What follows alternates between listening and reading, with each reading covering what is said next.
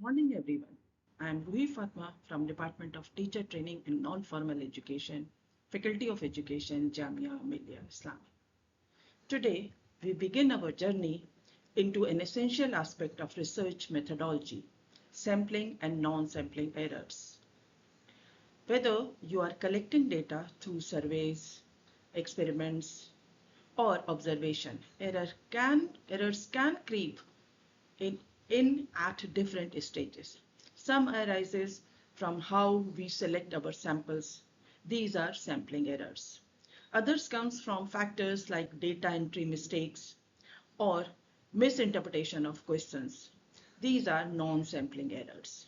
In this session, we will explore what these errors are, how they affect research accuracy, and most importantly, how we can minimize them for more reliable and valid results. So the objectives of this session are understand the concept of sampling in the context of data collection and research. Define and distinguish between sampling errors and non-sampling errors using real life examples. Identify the causes and sources of sampling and non-sampling errors in research studies. Explain the effects of these errors on the accuracy and reliability of research findings. Discuss methods to reduce or minimize both types of errors in the sampling process. Let's start. So the sampling and non-sampling errors are two distinct types of errors, and that can occur during data collection and analysis. Sampling and non sampling errors जो हैं वो दो अलग अलग तरह की errors हैं, अलग अलग तरह की गलतियां हैं जो जब हम डेटा कलेक्ट कर रहे होते हैं या एनालिसिस कर रहे होते हैं हम अपने डेटा की उस वक्त होती हैं, उस प्रोसेस के बीच में होती हैं.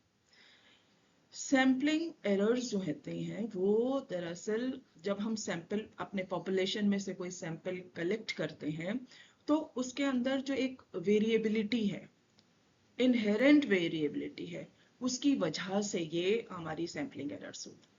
जबकि नॉन सैम्पलिंग एरर्स जो हैं वो they stem from other factors like flawed data collection methods या बायसेस की वजह से होती है. आइए अब हम इनको एक एक करके देखते हैं डिटेल्स में. Sampling errors. सैम्पलिंग एरर्स, आप कितनी भी अच्छी तरह से अपना सैंपल चूज करें, आप रैंडम सैंपल चूज करें, किसी भी तरीके से करें, लेकिन जो कोई भी तरीका जो है वो परफेक्ट नहीं होता है. ठीक है, तो सैम्पलिंग एरर्स इसलिए होती ही होती हैं सैंपल में से. आप कितने भी अच्छे तरह से सैंपल सेलेक्ट कर लें अपना, लेकिन कोई भी सैंपल जो है वो परफेक्टली रिप्रेजेंट नहीं करता है एंटायर पॉपुलेशन को, है ना. So it is the difference between the results obtained from the sample and the true population of the population value. जो population value और जो हमारे sample की values में जो difference है, that is sampling error. अब इसकी वजह क्या होती है? Sampling error की वजह जो होती है वो जो random chance in the selection of the sample है, वही वजह होती है. एक तरह से तो वो अच्छा भी है कि सबको हम चांस दे रहे हैं, सब इंश्योर है. हमने लास्ट लेक्चर में देखा था कि रैंडम सैम्पलिंग कौन सी है जिसमें हर यूनिट सैंपल का हर यूनिट के पास प्योर चांस है, वो इंश्योर है कि वो सेलेक्ट हो सकता है. लेकिन यही random chance in the selection of the sample, इसकी वजह से गलतियां भी हो जाती हैं. तो जिस इसकी वजह से जो गलतियां होती हैं वो सैम्पलिंग एरर कहलाती है ना. हम रैंडम सैम्पलिंग भी करें तो भी कुछ ना कुछ नेचुरली हमारे यहाँ जो गलतियां हैं वो हो जाती हैं. फॉर एग्जांपल हमने एक हम एवरेज पॉपुलेशन की एवरेज एज लेना चाह रहे हैं, हम निकालना चाह रहे हैं. एक सर्वे किया हमने हमने हमने सोचा कि इस सिटी की या इस जगह की पॉपुलेशन की एवरेज एज क्या है. तो जब हमने रैंडम सैम्पलिंग की तो बाई चांस रैंडम जो सिलेक्शन हुआ उसमें यंग पीपल ज्यादा आ गए. अब यंग पीपल ज्यादा आ गए तो एवरेज ऑफ कोर्स अलग होगा. वो ट्रू रिप्रेजेंटेशन नहीं था आपके सैंपल की प्रोपोर्शन का. ठीक है ना.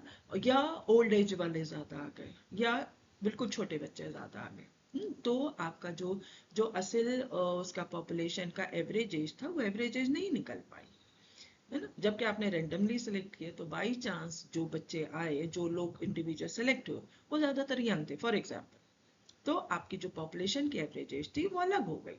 जो ट्रू जो है वो उससे जो ट्रू एवरेज एज थी पॉपुलेशन की उससे डिफरेंट हो गई आपकी। तो इसलिए ये इम्पोर्टेंट है कि आप नोट करें कि एक sampling error can result even when no mistakes of any kind are made. आप सोचें भाई मैंने तो सैंपल बहुत अच्छे से सिलेक्ट किया, मैंने तो कोई गलती की नहीं है, तो मेरा सैम्पलिंग एरर नहीं होगी, लेकिन उस केस में भी सैम्पलिंग एरर हो सकती है, ठीक है। और दूसरी बात आपको जो ध्यान देनी है वो है कि sampling errors occurs because no sample will ever perfectly match the data in the universe from which the sample is taken।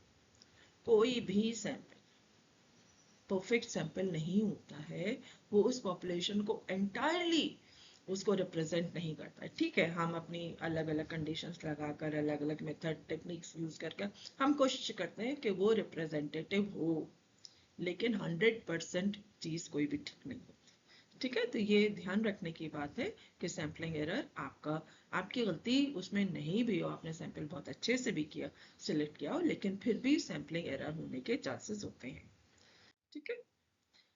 अब कितनी तरह की होती है टाइप्स ऑफ सैम्पलिंग एरर हम देखें तो दो, ये अलग अलग तरह की होती है, चार कैटेगरीज में हम इनको रखते हैं। For number one is population specific error, selection error, sample frame error and non response error. आइए अब हम इनको डिटेल में देखते हैं। पहली है हमारी population specific error. Population specific error कब होती है? जब रिसर्चर ये समझ ही ना पाए कि उसकी पॉपुलेशन क्या, किसको सर्वे करना है ना। तो एक्यूरेट जो उसकी असल में पॉपुलेशन क्या है वो नहीं समझ पा रहा है ना। तो और किसी गलत फहमी की वजह से बाय मिसअंडरस्टैंडिंग, है ना, आपने आपकी पॉपुलेशन ही आप सही नहीं समझ पाए तो आपका सैंपल भी इनकरेक्ट सिलेक्शन हो गया, आपका जो टारगेट था, टारगेट पॉपुलेशन थी वो गड़बड़ हो गई, है ना।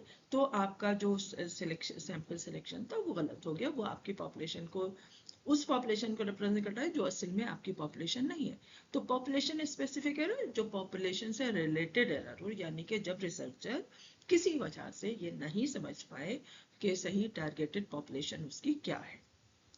फॉर एग्जाम्पल, अगर आप आपने कोई न्यू मेथड लिया, टीचिंग मेथड आपने देखा और आप उसके इफेक्टिवनेस को चेक करना चाहते हैं, तो आपने जो बच्चों को सिलेक्ट किया, जो स्कूल्स आपने सिलेक्ट किए वो हाई अचीविंग स्कूल्स, उसमें बच्चे थे ही बहुत हाई अचीवर्स, है ना। तो लेकिन सारे स्कूल्स तो ऐसे नहीं है जिसमें सारे बच्चे हाई अचीवर्स हैं।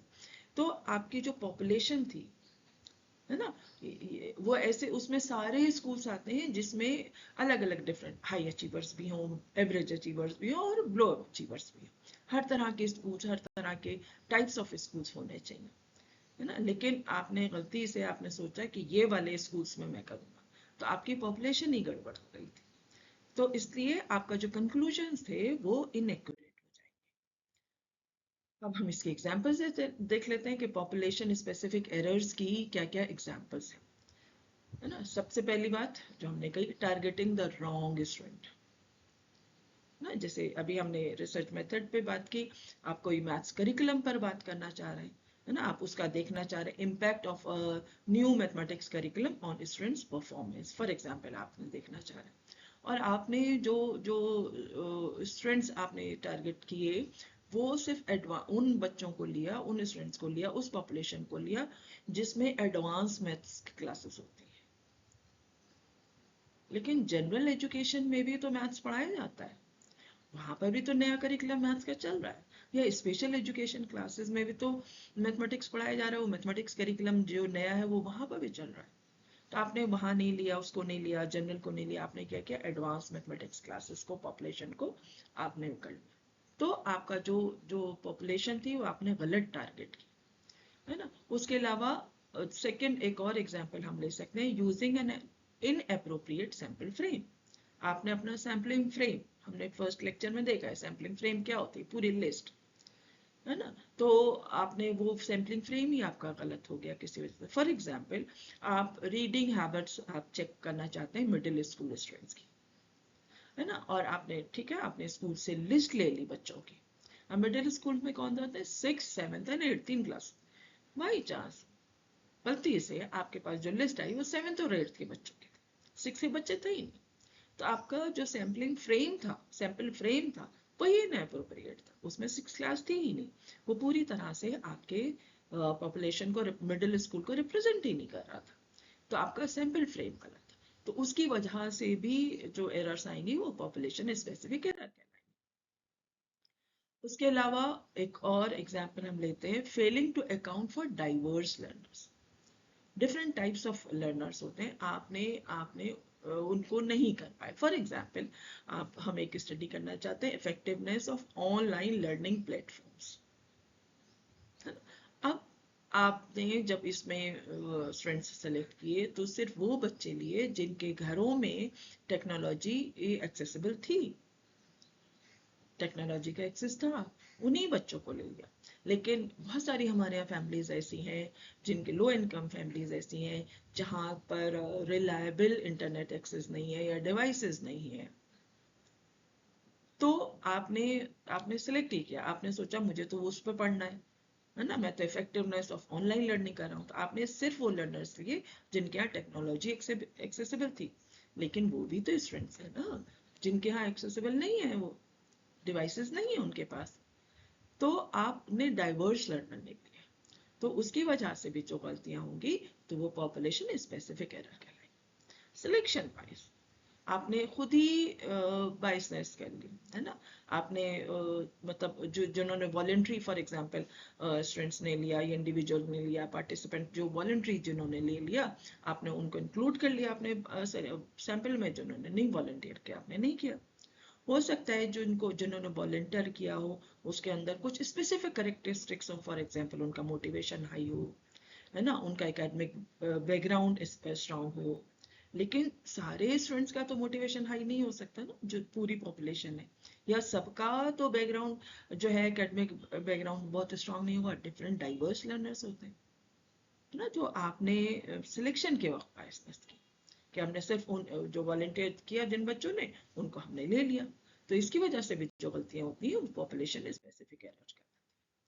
सो ये जो हमने अभी एग्जांपल्स देखी, these examples highlights the importance of carefully defining the target population and using appropriate sampling methods to avoid population specific errors and ensure the finding of educational research are generalizable and accurate, ना। तो आपको ये ध्यान देना है कि ताकि आप सैम्पलिंग एरर को या पॉपुलेशन स्पेसिफिक एरर को अगर आप कम करना चाहते हैं, तो जो आपकी टारगेट पॉपुलेशन हो वो बिल्कुल क्लियर हो, सैंपल फ्रेम बिल्कुल क्लियर हो, ठीक है, ताकि आपका जो जितना ज्यादा से ज्यादा रिप्रेजेंट कर सके आपकी पॉपुलेशन को, ताकि पॉपुलेशन स्पेसिफिक एरर्स को आप थोड़ा बहुत अवॉइड कर सके, ठीक है।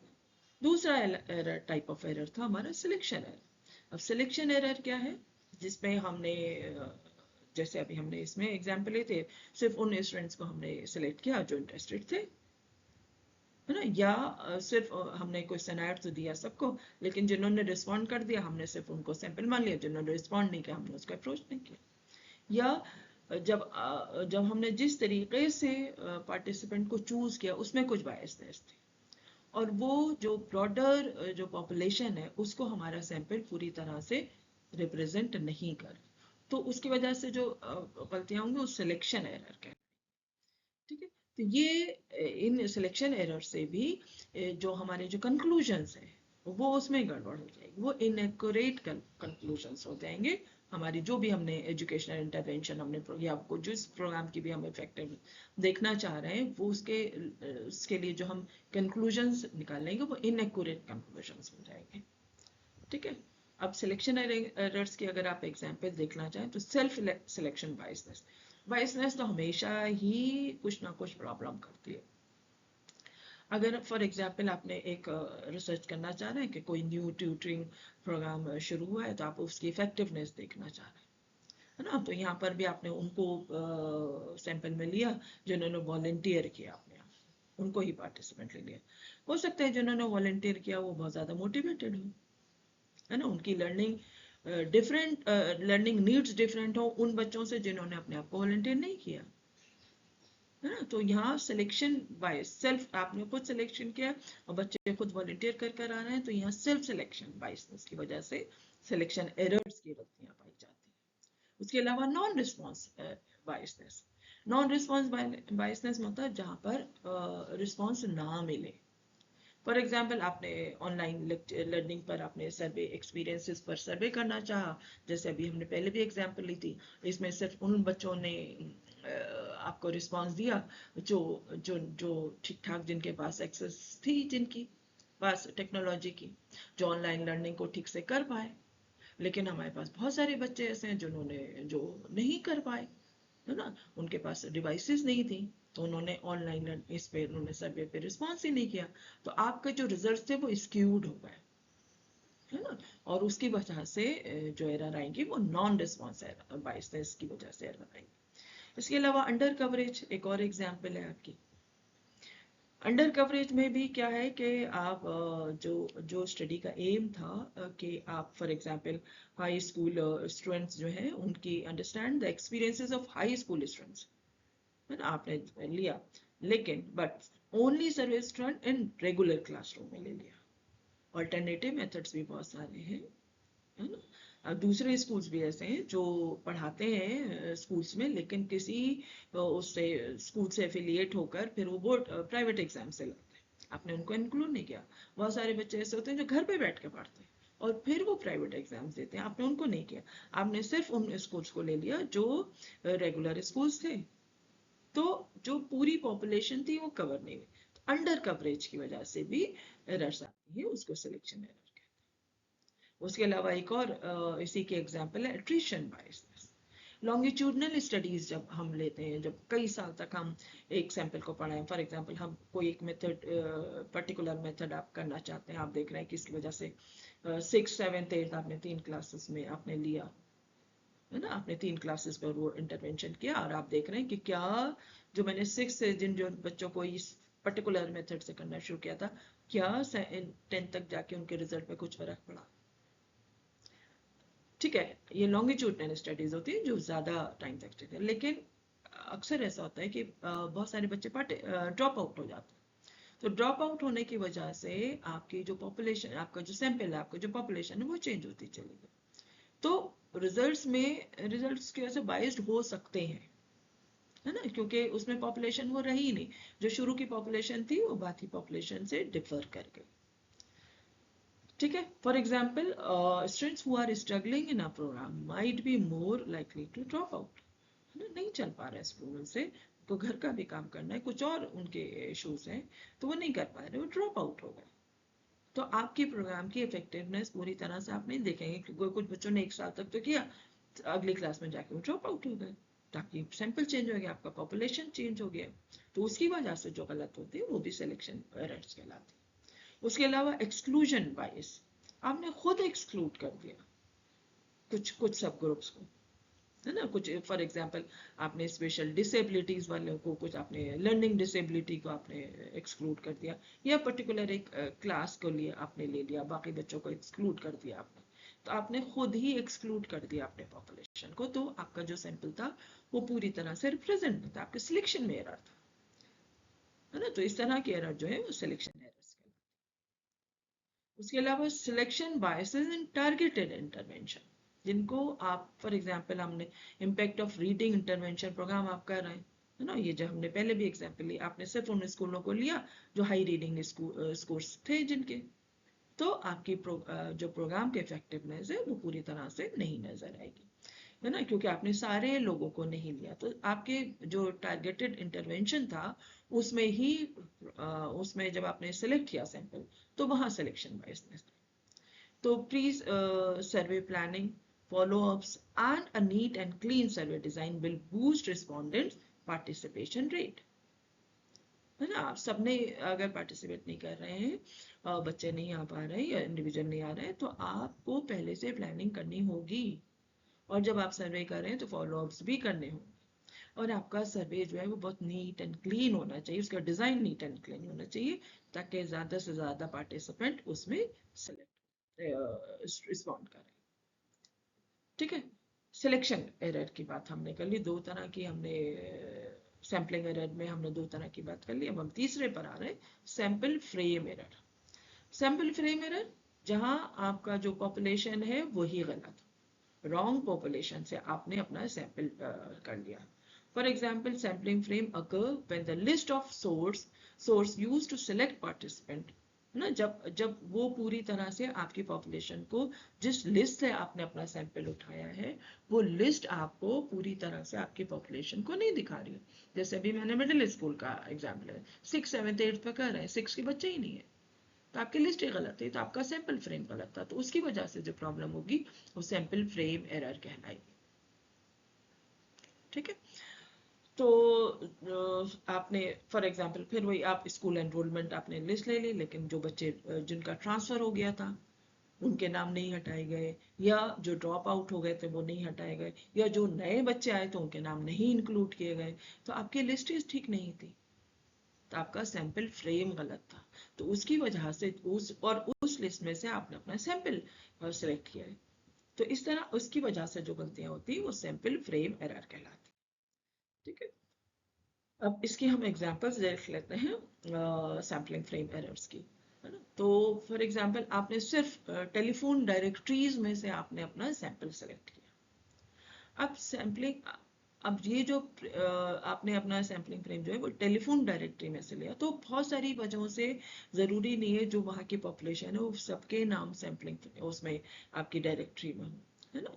बहुत सारे लोग जो हैं, हो सकता है वो छोड़ के चले गए, उन्होंने शिफ्ट हो गया हो उस जगह से, लेकिन उनके नाम हो, है ना। कुछ लोगों ने अपने नाम नहीं दिए हो, ऐसा भी हो सकता है, कुछ नहीं देना चाहते कि मुझे अपने लिस्ट में नहीं रखना, या कुछ जो वेल्दी हाउस होल्ड्स हैं उसमें एक से ज्यादा कनेक्शन हो सकते हैं, तो सबके नाम है तो रिपीटिशन है, मल्टीपल इंक्लूजन है ना। तो आपने कैसे वो उसको सिलेक्ट किया, तो उससे भी फर्क पड़ता है कि सैम्पलिंग फ्रेम एरर्स उसके आ सकते हैं उसकी एग्जाम। उसके अलावा एक और एग्जांपल है surveying only students in specific classes. आपने पर्टिकुलर टीचिंग मेथड आपको करना है, और आपने फिर वही वॉलंटियर वाले टीचर्स को आपने सिर्फ अपने उसमें सिलेक्ट कर लिया। एक और वो जो है प्रॉब्लम, वो है for example sampling from a list of student enrol in a specific programme. किसी एक खास प्रोग्राम की इफेक्टिवनेस आप देखना चाहते हैं, तो आपने जिन बच्चों ने उसमें एनरोल किया, आपने करंटली एनरोल किया, आपने सिर्फ उसको सैंपल अपना फ्रेम समझ लिया, उसकी लिस्ट ले ली। लेकिन हो सकता है जो पिछले साल जिन्होंने उस प्रोग्राम में एनरोल हुए हों, जिन्होंने पार्टिसिपेट किया, वो आपने वो लिस्ट में नहीं लिया। या बहुत सारे बच्चे ऐसे भी हो सकते हैं, इंडिविजुअल ऐसे भी हो सकते हैं जो इंटरेस्टेड हो एनरोल कराने में, और किसी वजह से एनरोलमेंट नहीं करा पाया, है ना। तो आपका सैम्पलिंग फ्रेम गलत है, तो उसकी वजह से जो जो प्रॉब्लम आती है उसकी वजह से भी एरर्स, आपकी सैम्पलिंग एरर्स होती हैं। तो इसकी वजह से आपका जो, आपने अगर सैंपल ही सही नहीं लिया, तो आपका जो रिप्रेजेंटेशन है पूरे प्रोग्राम के, प्रोग्राम्स ओवरऑल इम्पैक्ट का या पोटेंशियल बेनिफिट्स का, वो इनएक्यूरेट रिप्रेजेंटेशन की वजह से। एक और उसकी एग्जांपल है नॉन रिस्पॉन्स एरर टाइप। चौथी हमारी जो टाइप है वो है non response error. Non response error क्या है, जिसमें जो जो यूजफुल इंफॉर्मेशन है वो रिस्पॉन्स नहीं मिल पाया हमें। ठीक है। लोगों ने सर्वे आपने किया, लेकिन रिसर्चर जो था वो पोटेंशियल रिस्पोंडेंट्स जो थे वहां तक नहीं पहुंच पाया किसी वजह से, तो उन्होंने रिस्पॉन्स ही नहीं किया, जवाब ही नहीं दिया, है ना। फॉर एग्जाम्पल, स्टूडेंट्स का आप सर्वे करना चाह रहे हैं, या टीचर्स का करना चाह रहे हैं, या पेरेंट्स का करना चाह रहे हैं, है ना, और जब आपने वहां तक पहुंचे, उनसे सर्वे किया, तो पूरी तरह से वहां से जवाब नहीं मिला, है ना। तो रिस्पॉन्स ही नहीं मिला, तो उसकी वजह से जो आपके रिजल्ट्स थे वो बायस्ड हो गए, तो इस तरह के एरर्स को हम नॉन रिस्पॉन्स एरर कहते हैं। इसको डिटेल में समझने के लिए हम देख लेते हैं examples of non response errors की। जैसे हमने कहा स्टूडेंट्स को सर्वे कर रहे हैं। अब स्टूडेंट्स को सर्वे करने में जो आपका क्वेश्चन आया था उसमें आपने कुछ सेंसिटिव क्वेश्चन डाल दिए। फॉर एग्जाम्पल आप डिसऑनेस्टी पे आपने कुछ क्वेश्चन डाल दिए या ड्रग यूज पर डाल दिए। तो ऐसे स्टूडेंट्स जो इन चीजों में एंगेज्ड होंगे, हाँ, उनका बिहेवियर उससे होगा, इफेक्टेड होगा, तो वो उसमें रिस्पॉन्स नहीं देंगे आपको।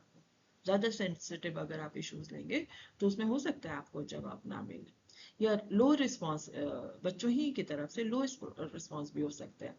क्योंकि वो जो फॉर एग्जांपल सर्वे आपने ईमेल के थ्रू लिया है ना, आपने गूगल फॉर्म, आजकल गूगल फॉर्म पे सर्वे आप बहुत करने लगे, तो गूगल फॉर्म पे की हेल्प से आपने सर्वे किया, और उससे क्या हुआ कि जिन कुछ बच्चे जो थे उनके वो अपने सिर्फ उस पे ही करते हैं, फोन पे ही करते हैं, तो वो उस फॉर्म को खोल नहीं पाए, नहीं पहुंच पाए किसी वजह से, तो उन्होंने उसका रिस्पॉन्स नहीं दिया, है ना। तो स्टूडेंट सर्वे में अलग अलग इश्यूज होते हैं जिसकी वजह से आपको पूरी तरह से आपको रिस्पांस नहीं मिल पाते हैं। तो इस तरह की जो एरर्स आती हैं उसके तो आपका जो रिजल्ट्स होते हैं वो बायस्ड हो जाते हैं, और पूरी तरह से जो पॉपुलेशन का जो रिजल्ट होना चाहिए वो उससे मैच नहीं करते। तो नॉन रिस्पॉन्स एरर इस तरह के होते हैं। या आप टीचर्स का सर्वे करना चाह रहे हैं, तो अक्सर रिफ्यूज कर दिया पार्टिसिपेंट ने, टीचर्स ने कह दिया कि भैया बहुत काम है मेरे पास, है ना, हैवी वर्कलोड है, तो वो नहीं कर रिस्पॉन्स दे रहा, या वो कुछ क्वेश्चंस ऐसे हों जिसमें उसको जवाब देने से उनकी कॉन्फिडेंशियलिटी पर असर पड़ता है ना। तो उन्होंने कहा नहीं, ये कॉन्फिडेंस मैटर है, सेंसिटिव मैटर है, तो मैं जवाब नहीं दूंगी इसका या नहीं दूंगा, है ना, रिफ्यूज कर दिया उन्होंने पार्टिसिपेंट पे। या आपका सर्वे ही इतना लंबा था या कॉम्प्लेक्स सर्वे था जिसकी वजह से उसे कंप्लीट करने में बहुत ज़्यादा टाइम लगता है, तो वो लोगों ने उसे या तो किया ही नहीं या कंप्लीट नहीं किया, सारे क्वेश्चंस का आंसर नहीं दिया, तो इस तरह के उसमें भी एरर आएगा।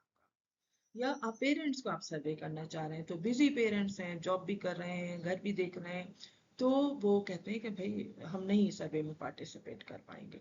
तो जो एंटायर पेरेंट पॉपुलेशन थी उसमें उसमें से सैंपल आपका नहीं हो पाया, सबने जवाब नहीं दिया, तो उसकी वजह से भी आपका जो एरर आई उसका। या लैक ऑफ कॉन्टेक्ट इंफॉर्मेशन, सारे पेरेंट जितने स्टूडेंट थे उनके पेरेंट्स की हमारे पास इंफॉर्मेशन ही नहीं थी, तो रिसर्चर जो था वो सबके पास नहीं पहुंच पाया ना कांटेक्ट इंफॉर्मेशन की वजह से, तो सारे पेरेंट्स ने उसमें हिस्सा ही नहीं लिया, पार्टिसिपेट ही नहीं किया, तो भी वो आपका सैंपल जो था वो ठीक ठाक नहीं रहा, तो उसकी वजह से आपका जो एरर्स आई सैंपलिंग में वो आपकी सैंपलिंग। अब सवाल ये होता है कि हमने डिफरेंट टाइप्स देखी कि व्हाई सैंपलिंग एरर अकर्स, क्यों होते हैं। Sampling errors occurs due to the disparity in the representativeness of the respondents.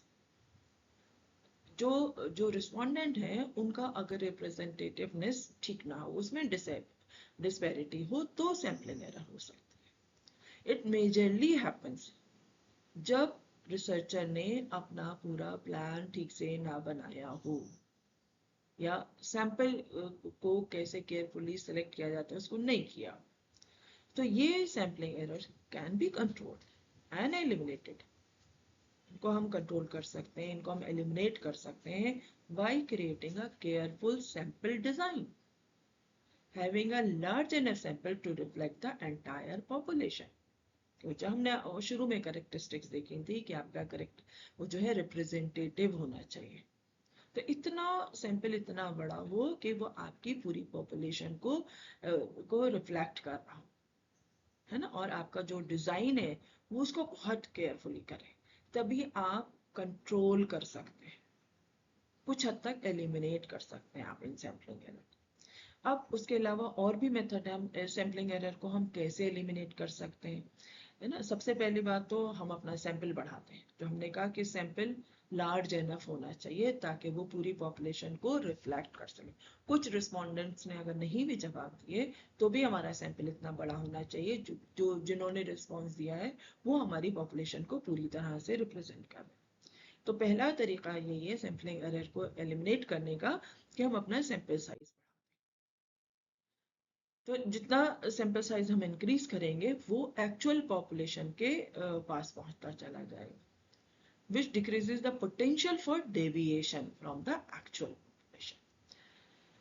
उसके साथ साथ जो जो सैंपल है वो आपके पॉपुलेशन को पूरी ठीक तरह से एडिक्वेटली रिप्रेजेंट कर रहा हो, इसको आप इंश्योर कीजिए। उसको इंश्योर करने के लिए आप डिफरेंट स्टेप्स लीजिए, यानी कि आपका सैंपल जो है पूरी तरह रिप्रेजेंटेटिव हो, पूरी पॉपुलेशन को रिप्रेजेंट करे।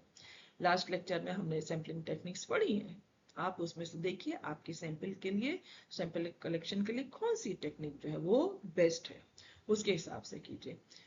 और रेंडम सैम्पलिंग जो है वो एक बहुत अच्छा तरीका है जो मिनिमाइज करता है सैम्पलिंग एरर को, है ना, उसको अकर करने में। फॉर एग्जाम्पल आप जैसे आपका सैंपल पॉपुलेशन बड़ा है तो आपके रिजल्ट की मत लीजिए एक पर्टिकुलर नंबर से, आप हर 10वां बच्चा ले लिया, हर 20वां ले लिया, 30वां 40वां, जो भी आपकी लिस्ट है सैम्पलिंग फ्रेम सही है, उसमें से आप एक सर्टेन नंबर का वो ले लीजिए एक खास इंटरवल के ऊपर बेस कर कर, ताकि आपकी जो पॉपुलेशन है उसको पूरी तरह से आपका सैंपल जो है रिप्रेजेंट करे, साथ साथ वो रैंडम भी है ना। तो इसकी हेल्प से आप अपने एरर्स को मिनिमाइज कर सकते हैं। अब उसके अलावा हम स्टैटिस्टिक्स की मदद से भी कर सकते हैं। सैम्पलिंग एरर में हम स्टैटिस्टिक्स लगा सकते हैं। सैम्पलिंग एरर का फॉर्मूला है z into sigma divided by under root n, where z क्या है आपका, z score value based on the confidence interval. z क्या है आपका, z स्कोर है। सिग्मा क्या है, पॉपुलेशन का पूरी पॉपुलेशन का स्टैंडर्ड डेविएशन है। n क्या है, साइज ऑफ द सैंपल। तो इसकी मदद से आप सैम्पलिंग एरर का फॉर्मूला यूज कर आप सैम्पलिंग एरर को निकाल सकते हैं, उसको एलिमिनेट कर सकते हैं।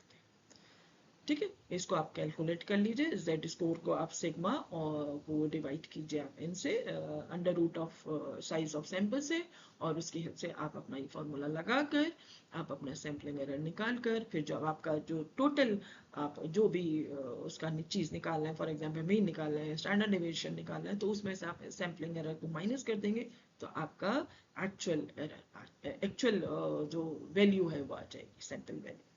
ठीक है, तो डिफरेंट मेथड्स हैं जिनकी मदद से कर सकते हैं रैंडम सैम्पलिंग की, केयरफुल सैम्पलिंग की वजह से। केयरफुल पॉपुलेशन को आप पढ़िए कि आपकी पॉपुलेशन है क्या, टारगेटेड पॉपुलेशन क्या है, उसको क्लियरली डिफाइन कीजिए, अपना सैम्पलिंग फ्रेम क्लियर होना चाहिए, फिर जो सैंपल सिलेक्शन का प्रोसेस है वो सही होना चाहिए, और आखिर में आप सैम्पलिंग एरर का फॉर्मूला भी यूज कर सकते हैं। तो इस तरह से आप सैम्पलिंग एरर को एलिमिनेट कर सकते हैं, उसको लिमिट कर सकते हैं। अब दूसरी टाइप ऑफ एरर जो है वो है नॉन सैम्पलिंग।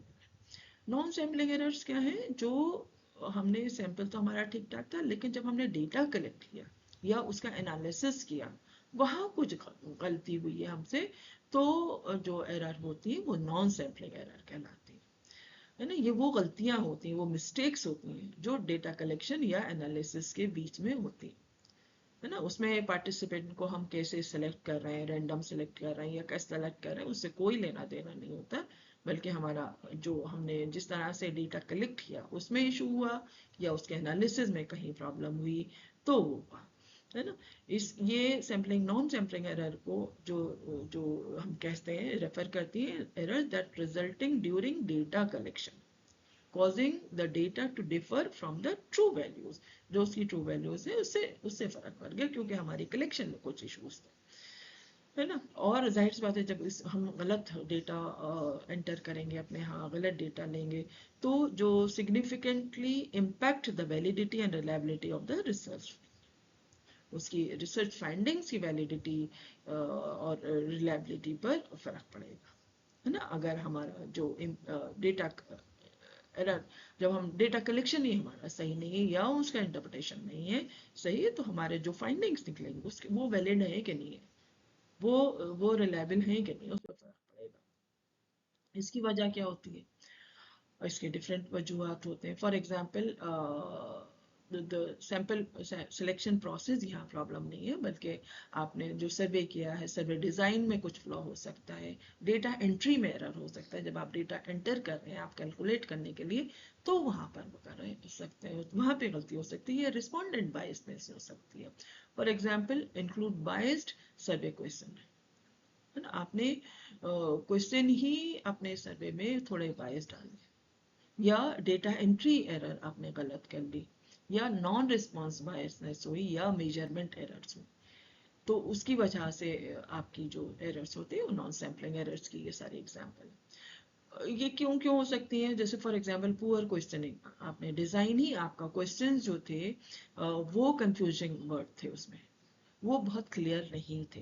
तो जब क्वेश्चन ही में कंफ्यूजन होगा तो जो रिस्पॉन्स होगा वो भी अलग अलग तरीके से होगा। या इंटरव्यूअर जो था वो बायस था, वो अपना एक चीज सेलेक्ट करके सोच के बैठा है कि इसका रिजल्ट ये आना चाहिए, ऐसा होता है। तो वो क्वेश्चन जो करेगा वो अपने पर्सपेक्टिव से कर सकता है ना। क्वेश्चन के अलग अलग पर्सपेक्टिव हो सकते हैं। तो अगर इंटरव्यूअर ही बायस है, रिसर्चर के अंदर ही बायसनेस है, तो वो उसको क्वेश्चन को ही अनइंटेंशनली उसको ऐसा करेगा ताकि क्वेश्चन उस तरह से पूछेगा या आंसर उस तरीके से उसको उस नजर से देखेगा कि उसका जो बायसनेस है वो क्लियर हो जाए। या रिस्पोंडेंट एरर भी एक इसमें इसकी वजह हो सकती है कि रिस्पोंडेंट जो है वो आपको जो इन्फॉर्मेशन है वो करेक्ट इन्फॉर्मेशन नहीं दे रहा है, उसकी अलग अलग वजह, कभी कभी जानबूझ के दे रहा है गलत, या हो सकता है मेमोरी के इश्यूज हो, उसको नहीं याद हो कि क्या चीज सही है, या आपको कुछ ऐसी बातें, जनरली हम ऐसी बातें कहते हैं जो सोशली एक्सेप्टेबल हो। अगर थोड़ा उससे अलग क्वेश्चन है तो हम वो जवाब नहीं देंगे, हम वो जवाब देते हैं जो सोशली एक्सेप्टेबल हो। तो रिस्पोंडेंट एरर उसकी वजह से हो जाएगी। और साथ साथ एक और एरर है डेटा एंट्री एरर। जब आपने डेटा तो ले लिया लेकिन जब ट्रांसफर कर रहे हैं डेटा एनालिसिस के लिए, चाहे आप कंप्यूटर से कर रहे हो चाहे आप हैंड से कर रहे हो, उसको चार्ट पे बना रहे हो, तो उस वक्त एंट्री करते वक्त आप कुछ गलती कर रहे हैं, तो उसकी वजह से भी ये जो एरर होती है वो नॉन सैम्पलिंग एरर्स कहलाती है। अब नॉन सैम्पलिंग एरर्स की डिफरेंट टाइप्स देखें तो इसमें आती है non response error. Non response error क्या होती है? जब आपने जो इंडिविजुअल सेलेक्ट किए हैं अपने सैंपल में, उन्होंने ही जवाब नहीं दिया, है ना। या जो जो डिफरेंस था, no non response occurs is caused by the difference between the people who choose to participate compare to the people who do not participate in the given survey. अगर जिन्होंने सर्वे में आपने चूज किया और जिनको नहीं चूज किया, उनके उनके रिस्पॉन्सेज में ही फर्क है ना, उसके अंदर ही डिफरेंस है उन लोगों में ही, पार्टिसिपेंट में, या कि सैंपल को पूरी तरह से वो नहीं कर रहा है तो भी एरर आपका आ सकता है। उसके अलावा मेजरमेंट एरर है ना, आपने जो टूल इस्तेमाल किया, मेजरमेंट टूल, चाहे वो आपका रिकॉर्डिंग हो चाहे आपका क्वेश्चन आयर हो, वो ही ठीक से ना उसको अपना कलेक्ट कर रहा हो डेटा। मेजरमेंट प्रोसेस में कोई प्रॉब्लम हो, या जो जितनी भी सैम्पलिंग यूनिट है उसके उससे जो उसने मेजर किया वहां कहीं कुछ ना कुछ गलती की है, एंड इट ऑब्स्ट to errors relating to how they were selected.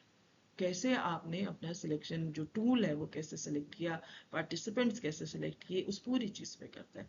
So the error often arises when there are confusing questions, आपके क्वेश्चंस में कोई कंफ्यूजन हो, या आपका जो डेटा है वो बहुत लो क्वालिटी का हो ड्यू टू सैम्पलिंग फैटीग, है ना। एक फ्रेश मूड में आपने किसी से बात की, एक थके हुए आदमी से बात की, एक ही आदमी है लेकिन वो अलग अलग तरीके से रिस्पॉन्ड करेगा। तो मेजरमेंट आप किस वक्त कर रहे हैं, है ना, किस किस किस हालात में कर रहे हैं, उससे भी फर्क पड़ता है। और आपके जो मेजरमेंट टूल है वो क्या है, लो क्वालिटी अगर मेजरमेंट टूल है तो भी मेजरमेंट एरर होगा। ठीक है। तीसरा इसकी फॉर्म जो है वो इंटरव्यूअर है। इंटरव्यूअर जो है, जो रिसर्चर है, जो एडमिनिस्टर कर रहा है, जो इंटरव्यू ले रहा है, वो ही गलती कर रहा है ना, चाहे वो रिकॉर्डिंग कर रहा हो या क्वेश्चन कर रहा हो, तो उसके हिसाब से भी वो कुछ गलत तरीके से पूछ लिया, है ना।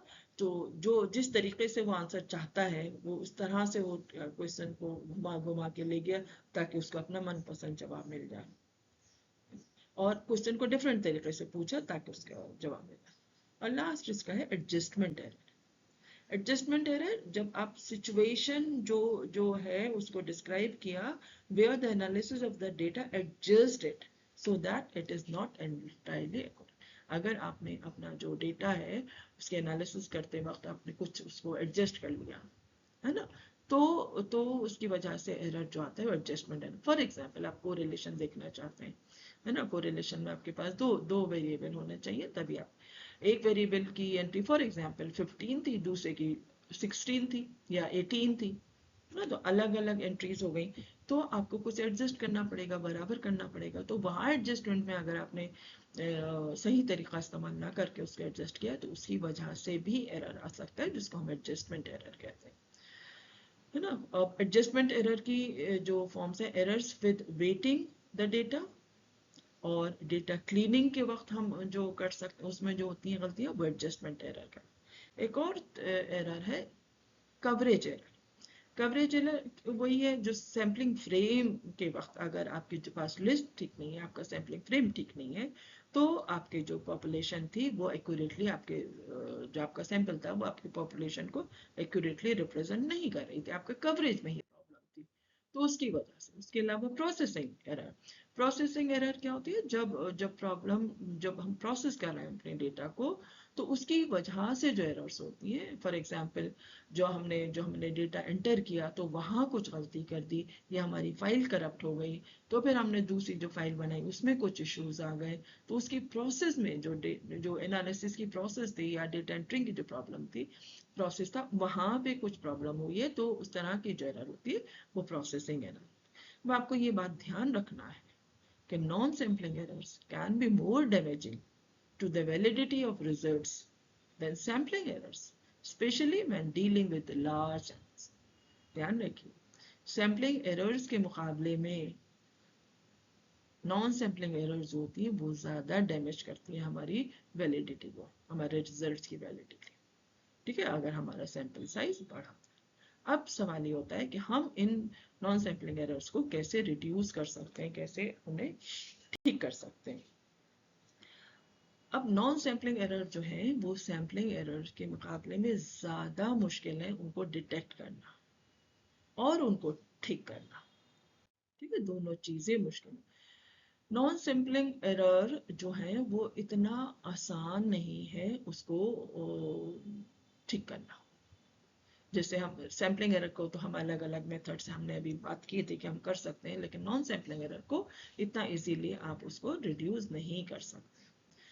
सैम्पलिंग एरर में आप जो है you can reduce the risk of error bye sampling increasing the sample size. Sampling error में हमने जो तरीके बताए तो उसमें ये था सैंपल साइज आप बढ़ा लिए, लेकिन यहाँ खाली सैंपल साइज बढ़ाने से काम नहीं चलेगा, है ना। क्योंकि ये डिफेक्ट डिटेक्ट करना ही बहुत डिफिकल्ट काम होता है, तो एलिमिनेट करना तो और भी मुश्किल काम होगा जब हम एरर को डिटेक्ट ही करना मुश्किल हो। इसके लिए क्या कर सकते हैं कि हम केयरफुली प्लानिंग करें, रिग्रेस डेटा कलेक्शन प्रोसीजर्स करें, और thorough data validation and correction, data के वैलिडेशन पर बहुत काम करें। तो अब नॉन इफेक्ट सैम्पलिंग एरर को आप इफेक्टिवली कैसे रिड्यूस कर सकते हैं? By careful consideration must be taken by those designing the study to ensure the validity of the result. ठीक है, उसके ऊपर अगर आप ध्यान देंगे तो आप थोड़ा बहुत काम कर सकते हैं। Thank you. This is all about this sampling error and non-sampling error.